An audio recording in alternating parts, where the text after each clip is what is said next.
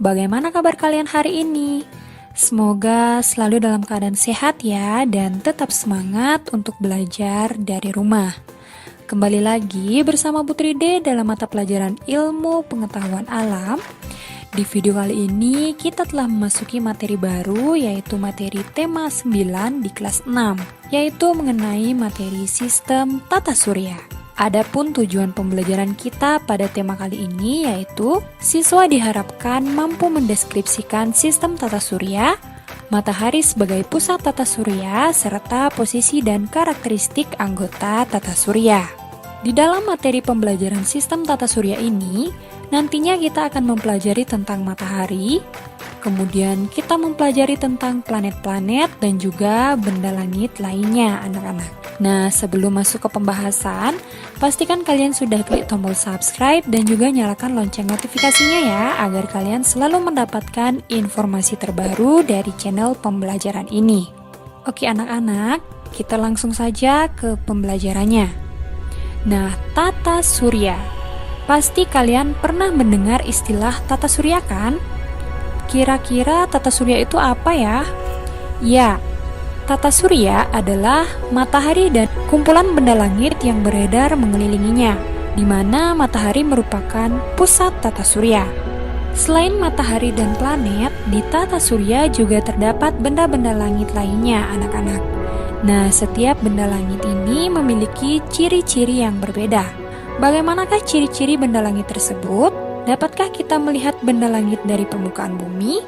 Nah, berikut ini akan kita bahas. Anak-anak, kita tinggal di planet bumi yang merupakan anggota dari sebuah tata surya. Sebenarnya, tata surya kita hanyalah sebagian kecil dari galaksi, anak-anak. Nah, apakah itu galaksi? Galaksi merupakan kumpulan gas, debu, dan miliaran bintang beserta tata surya. Tata surya kita hanyalah bagian kecil dari galaksi Bima Sakti. Apa itu galaksi Bima Sakti? Jadi, galaksi Bima Sakti disebut juga Milky Way, di mana Milky Way ini adalah tempat sistem tata surya yang kita tempati saat ini, anak-anak. Bumi dan benda-benda langit lainnya berada dalam susunan tata surya yang teratur. Dengan begitu, bumi tidak bertabrakan dengan benda langit lainnya. Benda-benda langit beredar mengelilingi matahari, di mana matahari itu merupakan pusat tata surya. Matahari adalah sebuah bintang. Bintang adalah benda langit yang dapat menghasilkan cahayanya sendiri, anak-anak. Nah, apakah itu matahari? Jadi, matahari merupakan bola gas yang bercahaya, di mana matahari ini tersusun atas 92% hidrogen dan 2% helium.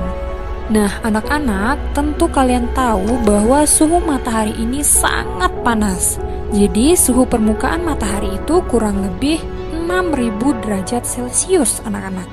Dan pada bagian dalamnya itu lebih panas lagi, anak-anak, yaitu suhunya kurang lebih 15 juta derajat Celcius. Nah, jadi kalian bisa bayangkan betapa panasnya matahari tersebut.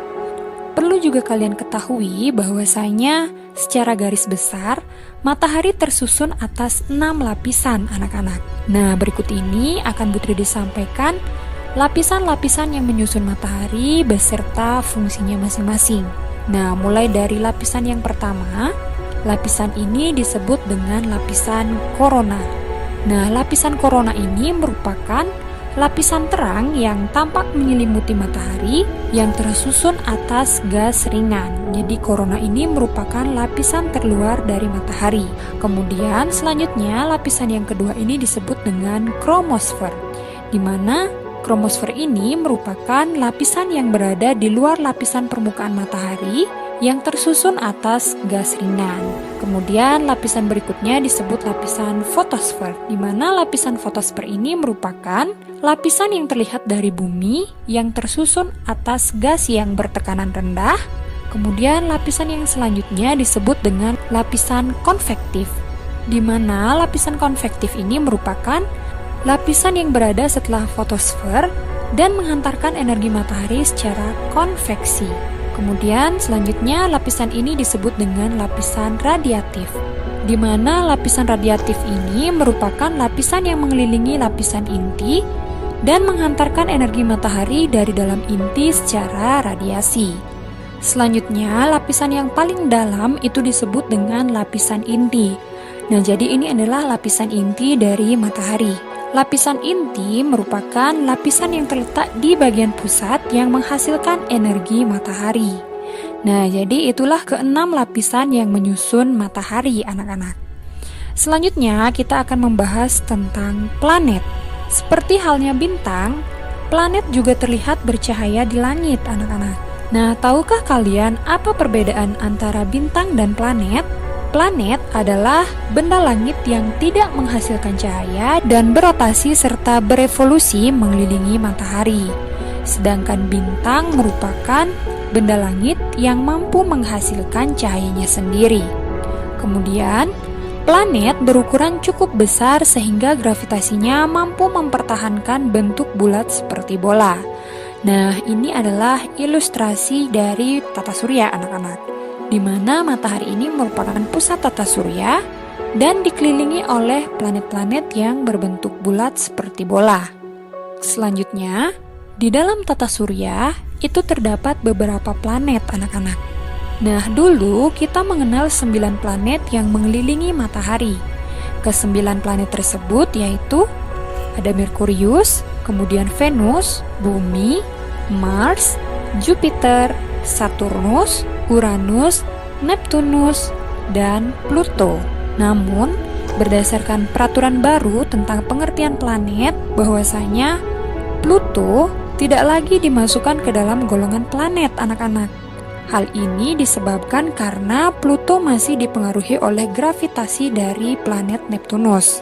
Jadi, tata surya kita saat ini hanya memiliki 8 planet yang mengelilingi matahari, anak-anak. Mulai dari Merkurius sampai dengan Neptunus saja. Nah, selanjutnya kita akan membahas mengenai penggolongan planet, anak-anak. Jadi, berdasarkan letak garis edarnya, planet itu digolongkan menjadi 2, anak-anak. Yaitu ada yang disebut dengan planet inferior dan planet superior. Di mana yang pertama itu ada planet inferior. Planet inferior adalah planet-planet yang lintasan edarnya berada di antara matahari dan bumi. Nah, kalian perhatikan, ini adalah matahari dan juga ini lintasan edar dari bumi. Nah, Putri D langsung saja menunjukkan dengan menggunakan garis lintas edar yang berwarna merah ini. Nah, di mana planet-planet yang berada di dalam lintasan edar antara matahari dan bumi itu merupakan planet inferior, anak-anak. Nah, kita bisa lihat di sini bahwasanya ada planet Merkurius dan juga Venus. Sehingga planet inferior itu adalah planet Merkurius dan Venus. Kemudian selanjutnya itu ada yang disebut dengan planet superior, di mana planet superior ini adalah planet-planet yang lintasan edarnya berada di luar dari peredaran bumi, anak-anak. Nah, Putri D berikan tanda bahwa lintasan edar bumi itu adalah ini. Sehingga planet-planet yang berada di luar lintasan edar bumi ini merupakan planet superior, yaitu mulai dari Mars, kemudian ada Jupiter, ada Saturnus, ada Uranus, dan Neptunus. Sehingga yang digolongkan sebagai planet superior itu adalah mulai dari Mars, Jupiter, Saturnus, Uranus, dan Neptunus. Itu penggolongan planet berdasarkan garis edarnya. Selanjutnya, penggolongan planet berdasarkan jaraknya dengan matahari itu dibedakan menjadi 2, anak-anak. Yaitu ada yang disebut dengan planet dalam dan ada yang disebut dengan planet luar. Nah, planet dalam ini terletak di antara matahari dan sabuk asteroid. Jadi, yang dimaksud dengan sabuk asteroid itu adalah bagian yang ini, anak-anak. Nah, Putri D berikan tandanya. Sehingga, yang dimaksud dengan planet dalam itu adalah planet-planet yang berada di dalam lintasan sabuk asteroid ini. Nah, kalian bisa perhatikan ada planet Merkurius, Venus, Bumi, dan Mars. Nah, sehingga planet-planet tersebut termasuk planet dalam, anak-anak. Kemudian yang kedua, yaitu ada planet luar. Nah, di mana planet luar ini terletak lebih jauh dari matahari, yaitu setelah sabuk asteroid. Nah, kita berikan tanda sabuk asteroid ini. Sehingga planet-planet yang berada di luar sabuk asteroid ini merupakan planet luar, anak-anak. yaitu terdiri dari planet Jupiter, kemudian Saturnus, Uranus, dan Neptunus. Nah, sehingga planet-planet tersebut merupakan planet luar. Nah, itu dia penggolongan planet berdasarkan garis edarnya dan juga jaraknya dengan matahari. Kemudian selanjutnya kita akan membahas tentang karakteristik anggota tata surya. Nah, seperti yang Putri disampaikan tadi, bahwasanya tata surya kita terdiri dari 8 planet yang mengelilingi matahari, anak-anak. Nah, berikut ini akan kita bahas satu persatu ke 8 planet tersebut, yaitu mulai dari yang pertama, yaitu ada planet Merkurius. Merkurius adalah planet terkecil dalam tata surya. Planet ini lebih kecil dari bumi dan jaraknya paling dekat dengan matahari, anak-anak. Di mana waktu yang diperlukan untuk berotasi planet Merkurius ini adalah 59 hari dan waktu revolusinya yaitu 88 hari. Planet Merkurius itu tidak memiliki satelit alam, anak-anak. Selanjutnya, planet yang kedua yang terdekat dari matahari yaitu Venus. Planet Venus selalu tampak bercahaya terang dan planet ini paling dekat dengan bumi, di mana ukuran planet ini hampir sama dengan planet bumi, anak-anak. Venus sering disebut dengan bintang timur atau bintang pagi, karena planet ini kadang-kadang terlihat di sebelah timur sebelum matahari terbit, kemudian disebut juga dengan bintang senja atau bintang malam, karena Venus juga terlihat di sebelah barat sebelum matahari terbenam. Selain itu, Venus juga disebut dengan bintang kejora.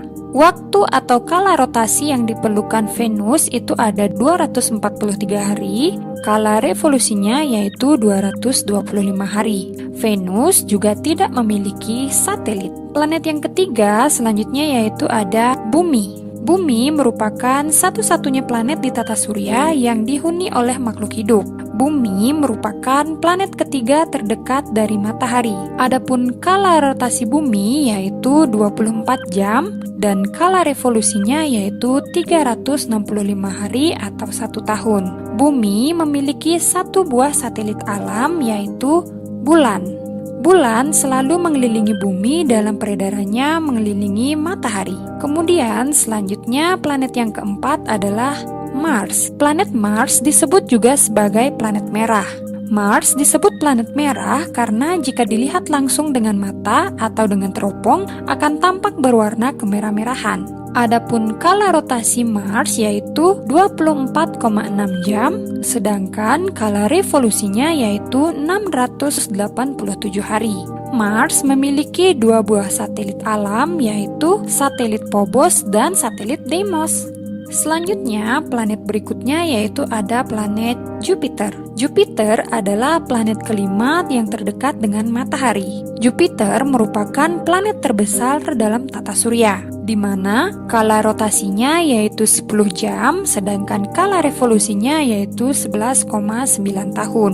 Planet Jupiter itu memiliki kurang lebih 79 satelit, anak-anak. Selanjutnya, planet yang keenam itu ada planet Saturnus. Saturnus adalah planet kedua terbesar di dalam tata surya. Saturnus tampak memiliki cincin yang melingkarinya yang sebenarnya terdiri dari bongkahan es atau batu kerikil yang dilapisi es, anak-anak. Adapun kala rotasi dari planet Saturnus ini yaitu 10,7 jam, sedangkan kala revolusinya yaitu 29,5 tahun. Saturnus memiliki kurang lebih 63 satelit, di mana satelit yang paling besar itu adalah satelit Titan. Selanjutnya, planet yang ketujuh itu adalah planet Uranus. Planet Uranus tampak berwarna hijau kebiru-biruan. Kala rotasi dari Uranus yaitu 17 jam, sedangkan kala revolusinya yaitu 84 tahun. Uranus memiliki kurang lebih 27 satelit. 5 satelit terbesarnya itu adalah yang pertama ada Miranda, kemudian yang kedua ada Ariel, yang ketiga ada Umbriel, yang keempat ada Titania, dan yang kelima ada Oberon. Selanjutnya, planet yang terakhir yaitu ada planet Neptunus. Neptunus merupakan planet yang terjauh dari matahari. Ukuran planet ini lebih besar daripada bumi, tetapi tidak dapat dilihat tanpa alat bantu karena letaknya sangat jauh. Neptunus sering disebut dengan kembaran Uranus. Adapun kala rotasi dari planet Neptunus yaitu 16 jam, sedangkan kala revolusinya yaitu 164,8 tahun. Neptunus memiliki kurang lebih 14 satelit. Dan 3 yang terbesar yaitu ada satelit Triton, kemudian ada Nereid, dan Proteus. Nah, jadi itulah karakteristik planet-planet yang merupakan anggota tata surya. Baiklah anak-anak, semoga sampai di sini paham dengan materi yang Putri dijelaskan ya. Nah, untuk mengukur sejauh mana kemampuan kalian terhadap materi ini, berikut ini Putri telah sajikan beberapa latihan soal yang bisa kalian kerjakan di buku latihan ataupun dengan menjawab di kolom komentar secara langsung anak-anak. Nah, adapun soal yang pertama yaitu apakah yang dimaksud dengan tata surya? Kemudian ini adalah soal yang kedua, soal ketiga, soal keempat, dan soal yang kelima. Selamat mengerjakan anak-anak. Baiklah anak-anak, jadi demikian materi mengenai tata surya yang bisa Putri sampaikan pada video kali ini. Semoga apa yang Putri sampaikan dapat dengan mudah kalian pahami dan juga semoga bermanfaat. Nah, jika video ini bermanfaat, jangan lupa untuk like, komen, dan juga share video ini sebanyak-banyaknya agar semakin banyak teman-teman kalian yang mengetahui pembelajaran mengenai tata surya. Dan jangan lupa juga untuk klik tombol subscribe dan juga nyalakan lonceng notifikasinya ya, agar kalian selalu mendapatkan informasi terbaru dari channel pembelajaran ini. Baiklah anak-anak, akhir kata Putri ucapkan terima kasih dan sampai jumpa pada video selanjutnya.